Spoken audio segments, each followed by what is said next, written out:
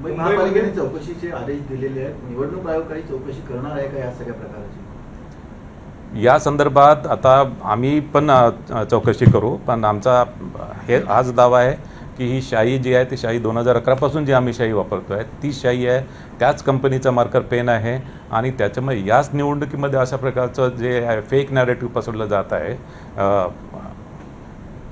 Sir, Uddhav Thackeray सुद्धा यांनी पत्रकार परिषद घेतली आणि त्यांनी थेट तुमच्यावरती निवडणूक आयोगावरती आक्षेप ठेवलेले आहेत की तुम्ही कुठेतरी या सगळ्या यंत्रणेमार्फत जे सत्ताधारी आहेत त्यांना मदत करतायत या सगळ्या गोष्टीमध्ये फायदा होईल असं तुम्ही. सत्ताधारींना मदत करण्याचा कुठला प्रश्नच उद्भवत नाही आणि निवडणूक आयोग ही निपक्षच काम करत आहे आणि कुठल्याही प्रकारचं फेवर किंवा फेवरेटिझम आम्ही कोणावर करत नाही. संभ्रम निर्माण केला जातोय. संभ्रम हा मुद्दाम निर्माण केला जात आहे, एक फेक नॅरेटिव्ह निर्माण केलं जात आहे आणि सर्व गोष्टी निवडणूक आयोगवर या ढकलल्या जात आहेत.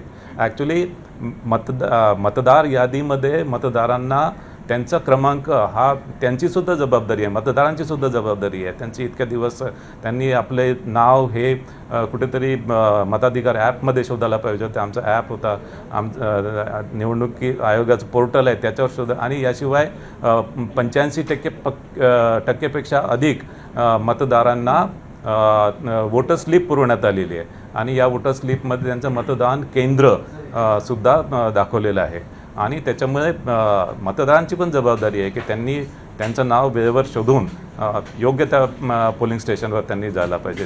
मुंबई महापालिका आयुक्तांनी एक प्रतिक्रिया समोर आली आहे. काही तक्रारी ज्या आहेत ते शाई पुसल्याच्या आलेल्या आहेत. त्यांनी म्हटलेलं आहे की शाई पुसली जाते असं एक स्वीकारलेलं आहे, तर त्याला काय उत्तर? नाही, काय आपण काय म्हटलं, मी त्याचं उत्तर दिलंच आहे ऑलरेडी. शाईबद्दल उत्तर दिलेलंच आहे की शाई आम्ही इंडेलिबल इंक आहे, ही भारत निवडणूक आयोग जी इंडेलिबल इंक वापरते तीच इंक आम्ही वापरतो आहे आणि मार्कर पेनसुद्धा आम्ही त्याच कंपनीचा 2011 पासून ज्या कंपनीचा मार्कर पेन वापरत होतो त्याच कंपनीचा मार्कर पेन वापरत आहे.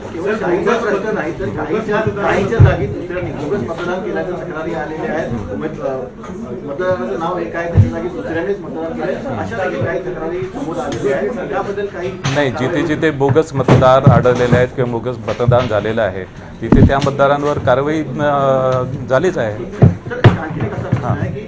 भाजपचे प्रदेशाध्यक्ष धनंजय चव्हाण यांनी मतदान करताना त्यांच्या छातीवर कमळाचं चिन्ह होतं अशा प्रकारचे व्हिडिओ समोर आलेले आहेत. खासदार संजय राऊत यांनी ट्विट देखील केलेलं. त्या संदर्भात काही नाही, त्याच्या संदर्भात आम्ही चौकशी करून कारवाई करू.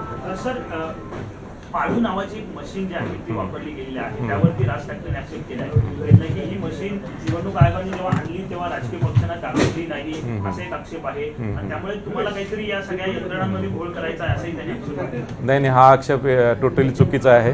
पाडू हे यंत्र 2004 पासून आहे, काही नवीन यंत्र आम्ही आणलेलं नाही आहे आणि ज्यावेळेस VVPAT नव्हतं त्यावेळेस ॲक्च्युली पाडूद्वारे जर कंट्रोल युनिटमधून रिझल्ट वेळेवर डिस्प्ले जर झाला नाही तर पाडू वापरण्याची तरतूद आहे. मी ऑब्झर्व्हर अनेक ठिकाणी होतो आणि मी ऑब्झर्व्हर असताना त्या मतदारसंघामध्ये पाडूचा वापर झालेला आहे. पाडू काही हे नवीन यंत्र नाही आहे, 2004 पासून पाडू वापरलं जात आहे आणि पाडू अत्यंत अपवादात्मक परिस्थितीमध्ये आपण वापरतो. ज्यावेळेस ॲक्च्युली आणि ते 0.5% किंवा 1% पर्यंत प्रमाण असेल तिथेच आपण, कारण की पाडू एक प्रकारचं डिस्प्ले युनिट आहे. म्हणजे जर आपल्या समजा मोबाईलमधून काही डेटा दिसत नसेल, आपण मोबाईल कम्प्युटरला कनेक्ट करून आपल्याला तो डेटा दिसतो, तशाच प्रकारचं पाडू आहे. तर काही तांत्रिक कारणामुळे कंट्रोल युनिटमध्ये डेटा जर दिसत नसेल तर ते पाडू लावून आपल्याला तो मिरर डिस्प्ले असतो, पाडू लावून तो डेटा आपल्याला तिथून वाचता येतो.